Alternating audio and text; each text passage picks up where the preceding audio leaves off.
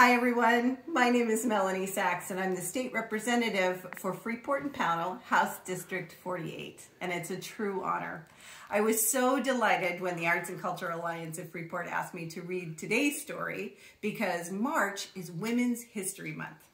I chose a story, an autobiography actually, of one of my heroes, Malala Yousafzai. Today we're going to read Malala's Magic Pencil. It's a story about Malala growing up in Pakistan. So let's read the story together. Again, Malala's Magic Pencil, written by Malala Yousafzai and illustrated by Kerascoet. Malala's Magic Pencil. Do you believe in magic? When I was younger, I used to watch a TV show about a boy who had a magic pencil. If he was hungry, he drew a bowl of curry and it appeared. If he and his friends were in danger, he drew a police officer. The boy was a little hero, always protecting people who needed help. How I wanted a magic pencil too. If I had a magic pencil, I would use it to put a lock on my door so my brothers couldn't bother me. Stop time so I could sleep an extra hour every morning. Erase the smell of the trash dump near our house. And I would use it to make other people happy. I would draw the most beautiful dresses in the world for my mother. The best buildings in the valley for my father so he could open many schools where children could study for free. And a proper ball so my brothers and I no longer had to play with an old sock stuffed with rubbish, which is another word for garbage. Every night before I went to bed, I wished for a magic pencil of my own. And every morning I would wake up and check my cupboard, but the magic pencil was never there. One day, I was throwing away potato peels and eggshells at the dump.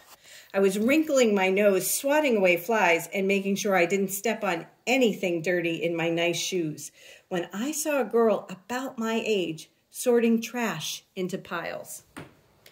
Nearby, boys were fishing for metal scraps using magnets on strings. When my father returned home from work, I told him what I'd seen. It made him sad. "Abba," I said. "Yes, Johnny," he said back. I always liked it when he called me dear one. "Why haven't I seen that girl in my class?" "Because," he said. But he didn't finish right away. "Because, Johnny, in our country, not everyone sends their daughters to school, and some children must work to support their family. Those boys will sell the metal scraps they find. If they went to school, their families would go hungry."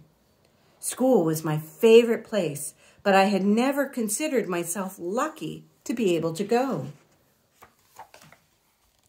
My father had always said, "Malala will live free as a bird." Now I wondered how free I'd truly be. That night, I thought about families who didn't have enough food, and the girl who couldn't go to school, and even about how when I was older, I would be expected to cook and clean for my brothers, because where I came from, many girls weren't allowed to become what they dreamed of. I knew then that if I had the magic pencil, I would use it to draw a better world, a peaceful world.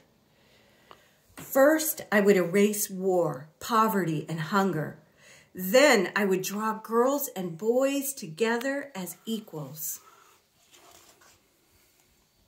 Over the next few years, instead of wishing for a magic pencil every night, I worked hard in school every day. I wanted to be one of the top students in my class.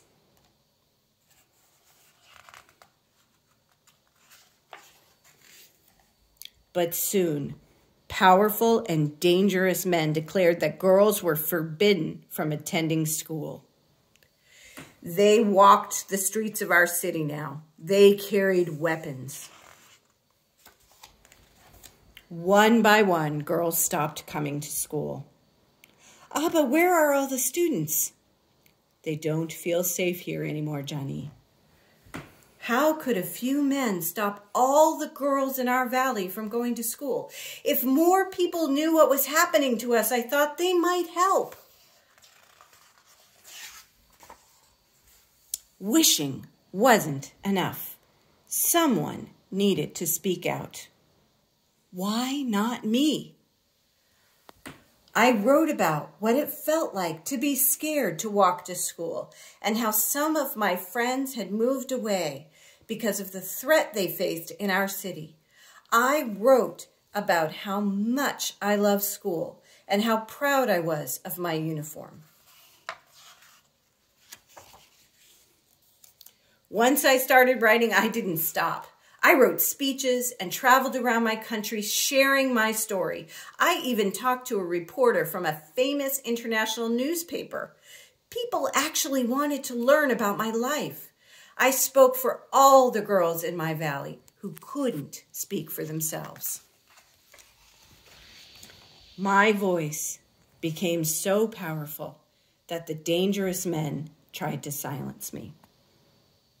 But they failed.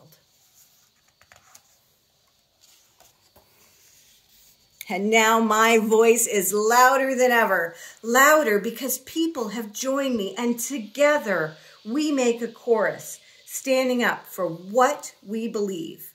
We raise our voices for those in need, help people in danger even if they are an ocean away. Think of the world as a family. Do you still believe in magic? I do. I wrote alone in my room, but people all over the world were reading my story. Millions now know it and help me spread my message of hope. I had at last found the magic I was looking for in my words and in my work. I am Malala. I've always wished I could make the world a more peaceful place, and every day I work to make my wish come true. And here's one of her famous quotes. One child, one teacher, one book, and one pen can change the world. I want to show you pictures of the real Malala. I want you to know when she did this, she was only a teenager. So you can do these things too.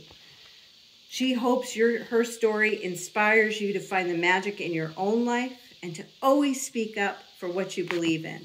Magic is everywhere. In the world, in knowledge, beauty, love, and peace. The magic is in you, in your words, in your voice.